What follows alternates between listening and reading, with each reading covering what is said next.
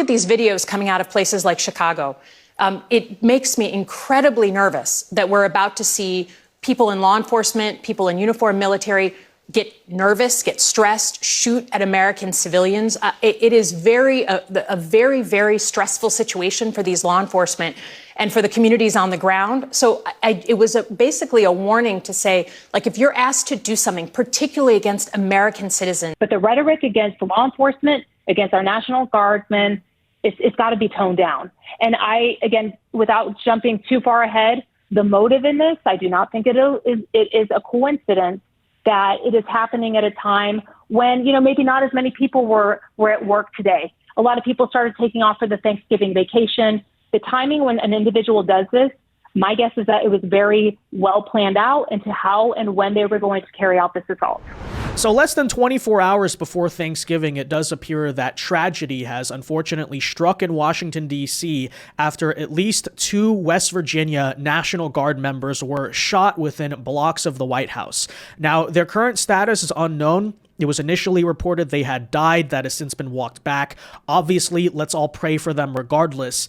But by all accounts, let me just say that we do not know exactly what happened yet. Let's be clear. But this does not appear to be just a random act of violence given the circumstances, right? Given all of the recent context and conversations around the National Guard and Trump's decision to deploy them there, which has been heavily resisted against by a certain group of people who apparently want Washington, D.C. to remain dangerous, and especially the geography of where this happened, right? They appear to have been on duty. It was very close to the White House. We're not exactly talking about some shady neighborhood where maybe like it was a gang situation. They got caught up in it. No. So we'll tell you about what happened. We'll speculate. Again, let me be clear. I'm not making any definitive statements, but certainly this is a lot of strong grounds to have a conversation and what could definitely be another act of left-wing violence. Again, we're not sure, but here are those details that we know of thus far from the AP. So 2 West Virginia National Guard members who deployed to the nation's capital, so they were not in D.C. for vacation, they were deployed there, okay, active duty, right,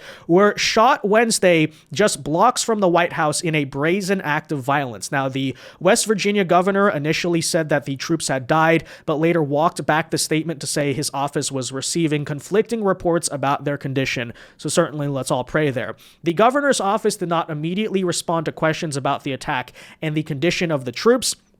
Now, a suspect who was in custody was also shot and had wounds that were not believed to be life-threatening, according to a law enforcement official who was not yet authorized to discuss the matter publicly and spoke to the Associated Press on condition of anonymity. We're in ongoing contact with federal officials, said this West Virginia governor. And law enforcement, check this out, was reviewing surveillance video from the scene and believed the suspect approached the soldiers and pulled out a gun, said another law enforcement official who was not authorized to speak without being anonymous there. So again, to be clear, it's not like he was trying to shoot someone else. It was not an accidental discharge of a firearm. Clearly, this appears to be targeted. So it, of course, raises the question of who would want to target the National Guard right outside the White House? I mean, the answer seems obvious, right? Now, I'm not necessarily saying that a leftist is the only possibility. It could be some just random thug. It could be a crazy schizophrenic anarchist. Those are possibilities, sure.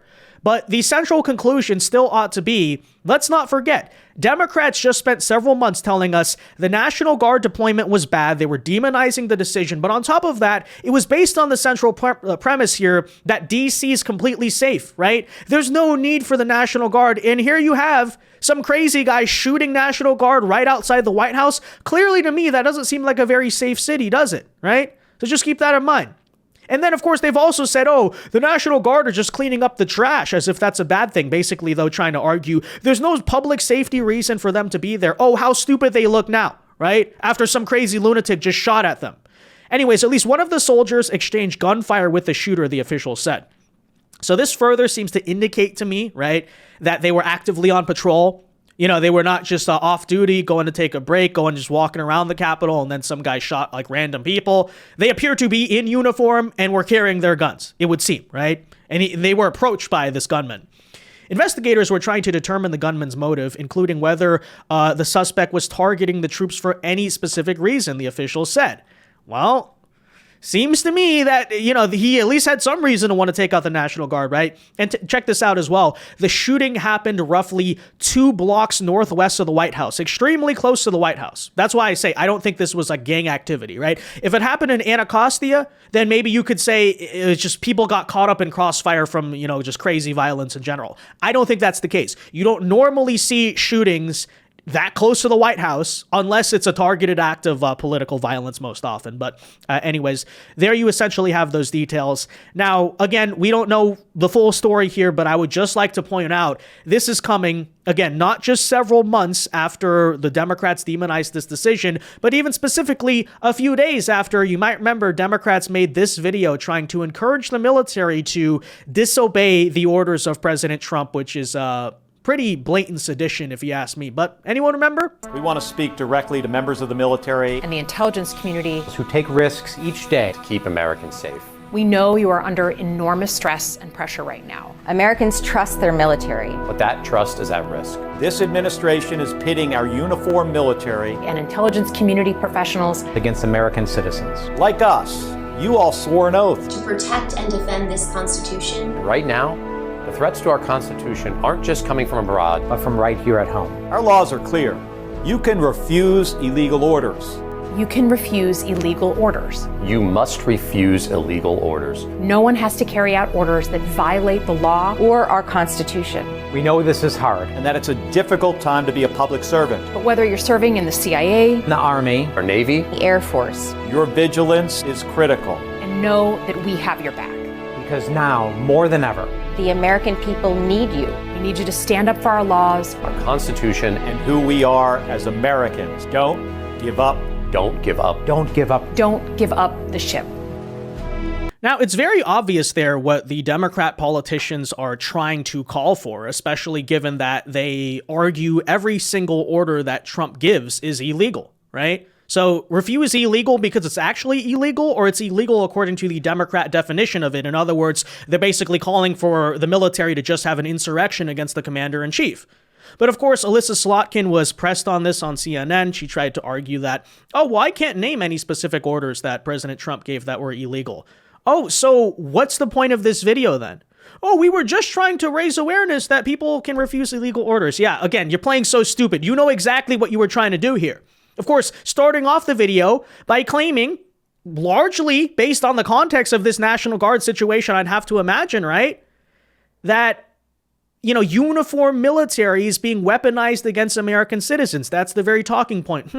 What situation could that be referring to? I really do wonder there. Oh, it turns out, yeah, I mean, I think we know, right?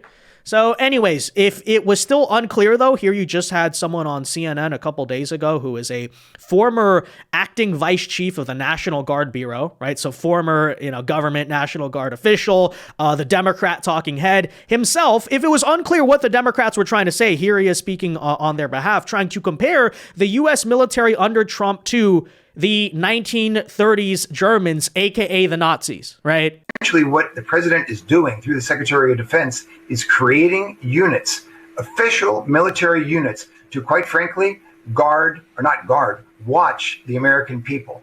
And that's the thing that is absolutely abhorrent. It reminds me so much of what happened in Germany in the 1930s.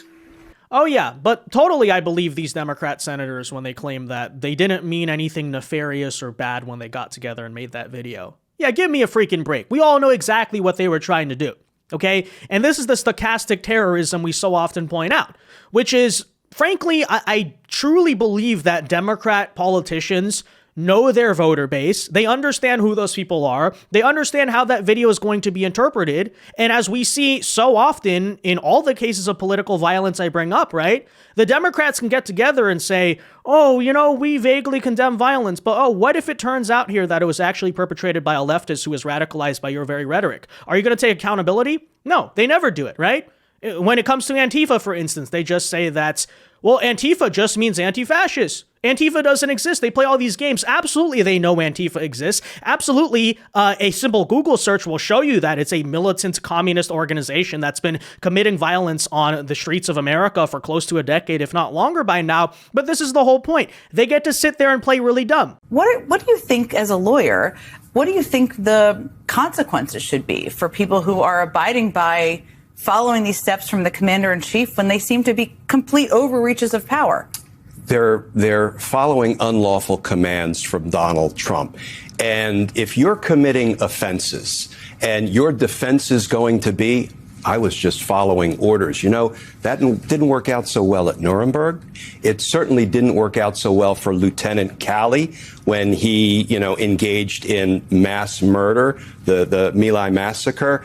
And, Pete Hegseth just doing whatever Donald Trump tells him to do, like initiating a criminal investigation that could result in a court-martial of Senator Kelly for simply stating accurately what the military law provides, or Kash Patel's FBI opening criminal probes of members of Congress for speaking the truth.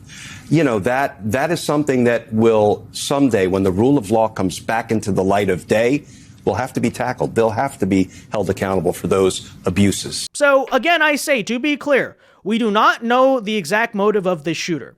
It does appear like by the most likely outcome is exactly what I'm describing. It could be something else, but even if it is something else, I would still go back to the Democrats and say, so clearly DC is not safe. So clearly there is a need actually to have the National Guard. Clearly the judge, by the way, just a week or so ago, who tried to remove these troops from the city, was not in the right. And I just want to be clear, by the way, that this is not me simply engaging in biased, baseless right-wing speculation, because the folks over at MSNBC immediately in reaction to this event seem to reach a similar conclusion. Take a listen. But of course, there's so much controversy happening in the United States right now with ICE, who are also wearing uniforms and wearing masks. And so you don't know people walking around with uniforms in an American city. There are some Americans that might object to that. And so apparently this shooting has happened. Oh, really? Well, first of all, thank you for admitting that. But I secondly asked the question,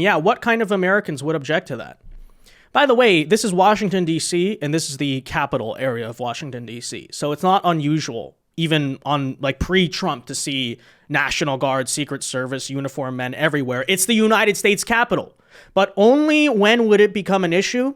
Gee, I don't know. Maybe weeks and several months of the media freaking out because, the military's in our capital city. How could this be the case? I don't know. I'm just saying, right? You want to speculate that. You want to speculate that there are Americans who would object to having the National Guard in D.C. Yeah. Which Americans? Would they be the Americans who are on, let's say, the pro-Trump side? Or is it much more likely it's the opposite? Yeah, I don't know. Again, I'm just bringing that up because it's not me who's just simply speculating on this. Clearly, liberal media is also saying, this does seem to have a pretty likely explanation. But still, again, I say, regardless of what actually happened, the simple conclusion is clearly there is a public safety problem in D.C., and clearly National Guard are needed, which is why President Trump and Pete Hegseth just announced in response that they will be surging at least another 500 troops into Washington as a result of the shooting. Take a listen here. Very productive meetings, but I want to start by saying after those meetings, myself and my team were notified that 2 National Guardsmen have been shot in Washington, D.C., critically wounded. The shooter shot in a cowardly, dastardly act targeting the best of America, heroes willing to serve in Washington, D.C., serve for people they don't know and they've never met because they love their country and their capital and their community. They were willing to do dangerous things others were not because they love their fellow Americans. Someone decided to turn that into targeting National Guardsmen. That will only stiffen our resolve. We will never back down. We will secure our capital. We will secure our cities. In fact, this happened just steps away from the White House. It will not stand. And that's why President Trump has asked me, and I will ask the Secretary of the Army to the National Guard, to add 500 additional troops, National Guardsmen, to Washington, D.C. This will only stiffen our resolve to ensure that we make Washington, D.C. safe and beautiful. The drop in crime has been historic. The increase in safety and security has been historic. But if criminals want to conduct things like this, violence against America's best, we will never back down. President Trump will never back down. That's why the American people elected him. America and our warriors, our National Guardsmen, are strong. And so we're following this very closely. We're getting information rapidly. And I mentioned the faith of this country, the Christian faith, the prayers. I would ask for prayers for our National Guardsmen. Excuse me, Mr. Pete. Appeals to heaven for our National Guardsmen, for their families, on bended knee as a War Department, as a nation. Excuse me. We will never back down. And we think about them right now. Venezuela. We had a couple of great, productive meetings with the President and Minister of Defense here, where we are dedicated to the counter-cartel effort here. Criminality knows no boundaries, whether it's the United States of America. Yeah, well, I couldn't agree more. Obviously, what complete cowards. Indeed, they did target America's best. Let's all pray for their safety, because clearly we know we live in a country where a certain group of people cannot reasonably disagree. They can't see anything they don't like without resorting to deadly violence. As you see all the time, by the way. You can draw the conclusions of what I'm talking about there. But anyways, that said, again, pray for these troops. Let me know your thoughts in the comment section down below. Happy Thanksgiving. God bless and peace.